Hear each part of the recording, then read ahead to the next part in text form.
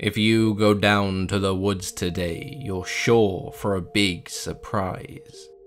If you go down to the woods today, you'd better go in disguise. For every bear that ever there was will gather there for certain, because today is the day the teddy bears have their picnic. Except there are no teddy bears in this forest, and the only picnic is you and your children. Deep inside the centre of this forest you'll find a clearing, a small patch of land separate from the rest, marked by a picket fence made of human bones. There you will find the hag's hut, but there is a phrase you need in order to enter. Turn your back to the forest, your front to me. If your children are indeed alive, then I wish you the best of luck, for this is her forest. If you are too late, then it doesn't matter, because very few ever return, and those who do never go back, and they never speak of what they saw. At least, most of them. Some foolishly believe that they can help others before she comes back to finish what she started, whereas the rest believe what they saw wasn't real. The Boogeyman is just a story told to scare children, and she is no different. Baba Yaga is just the name. Or is it? Most of us remember those stories we were told as children that attempted to scare us into behaving ourselves. Whether it was the Boogeyman, a Christmas demon, or a cannibalistic witch in the woods, they all had the same intention. Today we are indeed diving back into the wonderfully weird world of Slavic folklore with the tale of Baba Yaga, or Baba Yaga. For anyone planning on leaving a John Wick reference, now is your time to leave your pencil-related comments down below. If you've been following the channel for some time, then you may know that Baba Yaga was actually the third video that I ever made, but looking back at it now, that video is terrible and it doesn't really do the story any justice. So here we are with what I can only hope is a far more compelling script and some awesome original artwork created specifically for this video, which is only made possible by you guys and girls who keep coming back. But with that introduction and explanation out of the way, let's get back to today's video. Baba Yaga is a name that appears all across the Slavic territories of Europe, but the origin and meaning of this name, much like Slavic folklore in general, is a bit all over the place. Now, as someone who doesn't speak any of the Slavic languages, babushka is the first word that comes to mind, but that may also just be because it's the only word I remember that isn't a curse word. The word baba itself seems to be rooted in several Slavic languages, and today it's commonly used to refer to an elderly woman or one's grandmother, just like babushka. In older forms of Russian it was used to refer to a midwife and even a fortune teller, so it's hard to take any real definitive meaning other than woman. The second part of the name Yaga or Yaga is even more ambiguous than the first, meaning anything from anger and horror to witch, evil and serpent. This led many to believe that Baba could have simply helped to distinguish or identify a female character, so I guess an evil or scary elderly woman is about as close as we can get to a direct translation.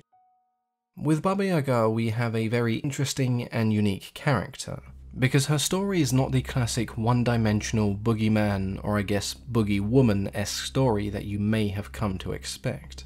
It's almost like telling your children that if they misbehave, Baba Yaga, the evil old hag, will come and eat them, but if they're good, she's a sweet old grandmother figure who will help them.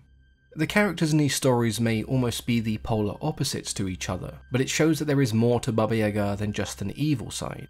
Despite how different these two approaches are, the goal of these stories is ultimately the same: to make children behave, whether that's through the fear of consequence or an alluring incentive.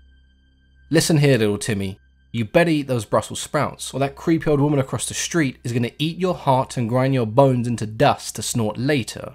You want that to happen? No? Eat your vegetables. But if you're a good little Timmy who eats all of his Brussels sprouts, then Baba Yaga will help you when you're in need. Two pretty different approaches, but the goal is the same: to stop little Timmy being a turd. Now I know some of you may not like the idea of death threats, bribery and scaring kids into behaving themselves, and you're probably right, it's not exactly the most healthy practice.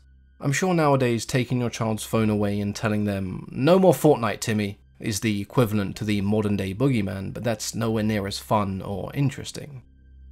So who was Baba Yaga, and what was her story?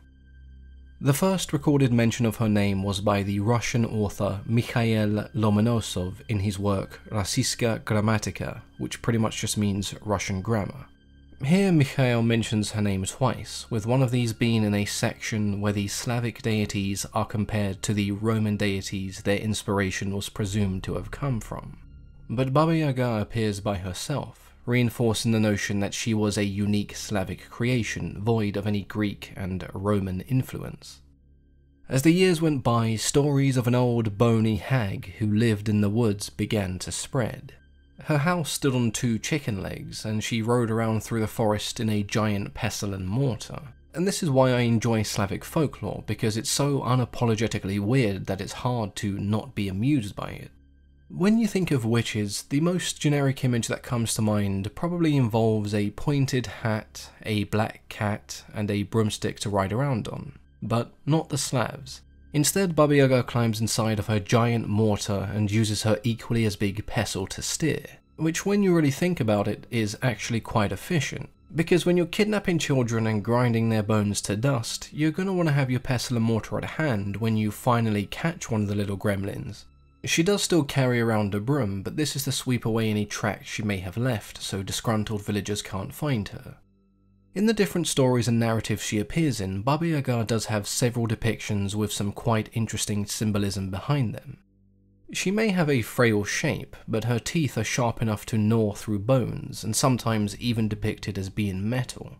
Her legs are often extremely skinny, which lends to one of her nicknames, Bony Leg. This is often thought to imply some kind of demonic influence or power, because of a poem by Nikolai Nekrasov in 1840. The poem was titled Baba Yaga the Bony Leg. In this poem he says the devil cooked 12 evil women into one to be just as evil as himself, and the result is Baba Yaga, who goes out into the world to do evil and returns to hell for her reward. Nekrasov's description is as follows. She has fangs and nostril hairs so long they hang down to her breast.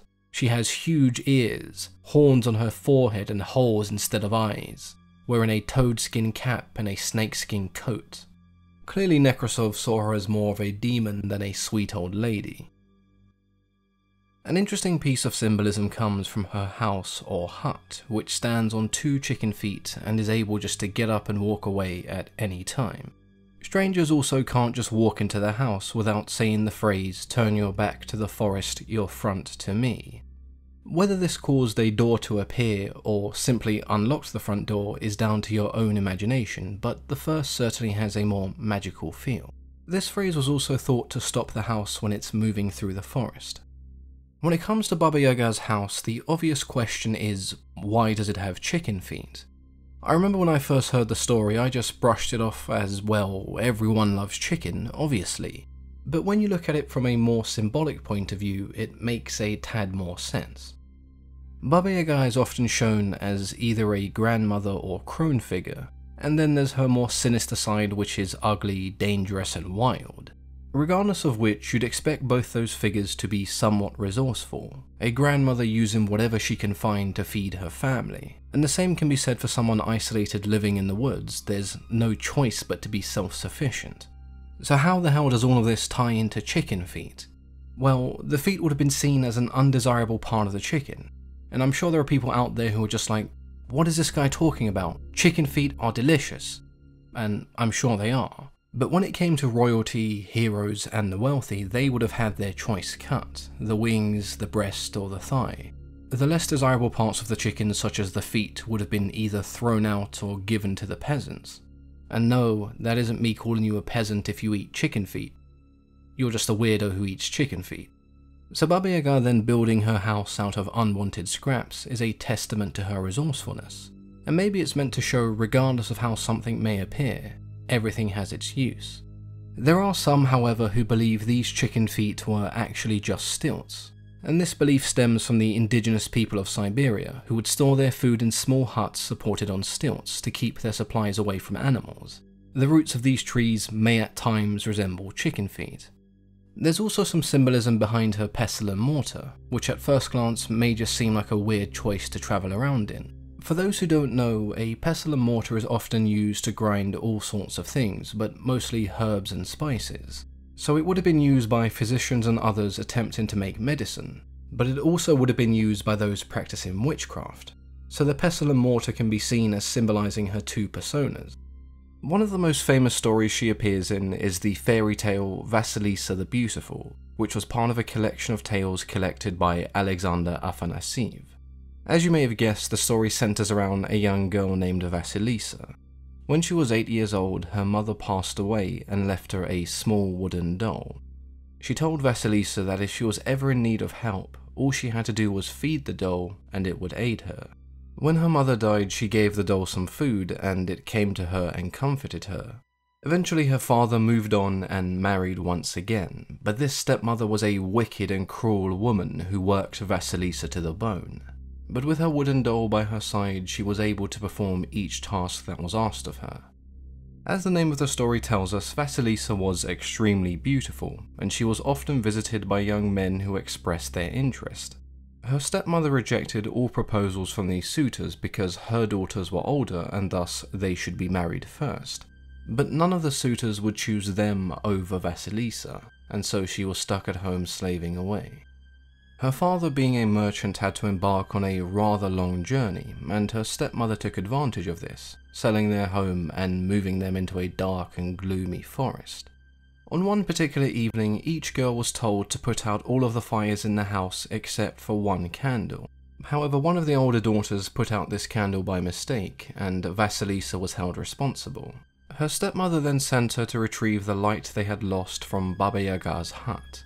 The young girl was unsure as to whether this was a wise idea, because she had heard tales of Baba Yaga before, and these only filled her with dread. So she took out her wooden doll and fed it some crumbs. It calmed her nerves and then advised her to go see Baba Yaga. Early the next morning, she began her journey. As she ventured further into the forest, she came across a man dressed in all white, riding a white horse, who paid her no attention. Not long after, another man rode by, this time dressed in red with a red horse. She then came across a fence made of human bones that surrounded a house that stood on two chicken legs. As she stood there contemplating whether or not she should go inside, a third rider came by, this time dressed in black, and with him came nightfall. The skulls that made up the fence began to glow, but Vassilisa, determined to retrieve the light, remained by the fence until Baba Yaga came flying by in her pestle and mortar, only to find a young girl waiting for her. She agreed to give Vassilisa the fire that she came for, but only if she completed a series of tasks first. This also came with the caveat that if she failed, then she would kill the child, but to her credit she accepted this offer. These tasks, however, were no different to what she was doing for her stepmother and consisted of cleaning, cooking and doing laundry. But when those chores were done, she would have to separate poppy seeds from the soil and the good corn from the rotten corn. The sheer amount of work that needed to be done was too much for Vassilisa, who was exhausted. She began to lose all hope, until her doll came to her aid once again, completing the work while she slept. At the crack of dawn, the white horseman rode by, followed by the red in the afternoon and the black horseman in the evening. With this last horseman, Baba Yaga returned home. She inspected the work done by Vassilisa and had no complaints. With her she had 3 pairs of severed hands that inspected the corn for her. She then explained that the white rider was day, the red was the sun, and the black rider was the night. Knowing that the tasks she set the girl were almost impossible, she inquired as to how she was successful. Vassilisa replied with her mother's blessing. This enraged Baba Yaga, and she told the girl that she would have no one with a blessing of any kind in her house. She gave her a skull lantern full of burning coal from her fence and sent her on her way home. When Vassilisa returned home, she found out that her stepmother and stepsisters were unable to light any of the candles or fires in their home. They tried bringing lamps and torches from outside, but the second they stepped inside, they were snuffed out. The coals that she brought with her in the skull, however, burned bright. so bright that they engulfed her stepmother and stepsisters, burning them to ashes. She then buried the skull underneath her house so it could cause no more harm. Vassilisa then moved to the capital and became a clothmaker, where her exceptional skills meant she would work for the royal family, and eventually marry a prince. This story is interesting because it fits the description of Baba Yaga we mentioned earlier. She isn't entirely evil as she's willing to help Vassilisa, but she has to earn it. And then we see the slightly darker side when she tells the girl that if she cannot perform these tasks then she'll kill her. The reason she had such an aggressive reaction to Vassilisa mentioning her mother's blessing may have something to do with the stories of Baba Yaga being the devil's grandmother, so naturally she would have an aversion to the idea of blessings and all sorts of things that would ward off evil. We also see the introduction of the horsemen in this story. I know when I mentioned the 3 horsemen in the previous video, a lot of people seem to think I had them confused with the 4 horsemen of the apocalypse, but they don't seem to have much relation. The 3 horsemen are instead symbolic of the day, the sun, and the night. It's common for Baba Yaga to be described as having control over the elements within the forest, and the horsemen are a pretty good example of that. What also stood out to me were the parallels between this story and other popular fairy tales such as Cinderella. You have the underappreciated main character, the wicked stepmother making her do chores, and the ugly stepsisters. Another story that instead highlights the idea of Baba Yaga as this triple crone figure that we see in games such as The Witcher 3 is the Maiden of SAR, which follows a merchant's son named Ivan as he visits the home of all 3 Baba Yagas. When he arrives at the first house, he is greeted by a very old woman. He asks her if she knows where the thrice 10th kingdom is, to which she responds that she does not, but her sister may. Ivan continues through the forest until he comes across a hut identical to the first, but inside is a much younger looking woman, and he asks her the same question. She also tells Ivan that she doesn't know, and maybe her other sister may know, but she also warns Ivan that this sister may try to eat him. If this should happen, she tells Ivan to ask her sister for 3 horns and her permission to blow them. The first must be blown softly, the second louder, and the third even louder. After some time, Ivan comes across the same hut once again, and inside is the youngest of all 3 sisters. As the other sister predicted, she plans to kill Ivan and eat him. He pleads with her to give him the 3 horns, and seeing no harm in doing so, she does. He blows on the first softly, then louder with the second, and as loud as he possibly could with the third. Blowing these horns caused the house to be swarmed by hundreds of birds. Among these birds is a giant firebird which tells Ivan to jump on its back so they can escape before he's eaten, and they do so, and that is the end of the story. In The Witcher 3 you have a questline that centers around the Ladies of the Wood, or the 3 Crones, which appears to be a reference to the stories of Baba Yaga as 3 sisters. When we first see them in a tapestry, they appear as young and beautiful, but later in person they are old, decrepit, and quite repulsive. On their person we see severed hands and toy dolls, referring back to the story of Vassilisa. But we also see other body parts of children, as well as talk of eating young boys and girls. There's even a rider dressed in a black suit of armor that does their bidding. None of this is really a surprise because CD Projekt Red are very good when it comes to integrating traditional folklore into The Witcher, and the scenes with these 3 crones are a testament to this. I think the most recent depiction we see of Baba Yaga in the mainstream is the Hellboy movie, where to say she isn't the most pleasant looking individual is the understatement of the year. Without spoiling too much, she's a one-eyed hag with wooden legs and a taste for human children. Baba Yaga is a figure shrouded in mystery. We don't really know how old she is or where she came from. It's this ambiguity that makes her a great character, and she has featured in numerous animations and movies where she appears as both the villain and as a more helpful individual, though some question if she was ever meant to be seen this way, implying she only helps when it's in her own interest. There are even some questions over her status as a witch, because although she has been labelled as such and may even behave and possess some of the qualities you'd expect, there are many factors that do not fit the stereotypical image. We also have no definitive answer as to where these stories originated from. Many of the written mentions and stories came from Russian scholars, but there are references to a figure named Jezi Baba from the Western Slavs, and Baba Korizma or Baba Yaga from the Southern Slavic region. So it's pretty safe to say that she appeared everywhere amongst the Slavic people in various different forms and by a host of different names. So which interpretation do you prefer? An evil witch who devours children? A kind old lady who helps those in need? Or a self-serving elderly woman who is neither good nor bad but merely driven by self-interest? Maybe you prefer the three sisters that appear in The Witcher and the story of Ivan. Let me know in the comments below. And if you are someone who grew up with these stories, I'd love to hear from you. As always, I've been your host, Mythology and Fiction Explained, reminding you to eat your Brussels sprouts. Especially if your name is Timmy.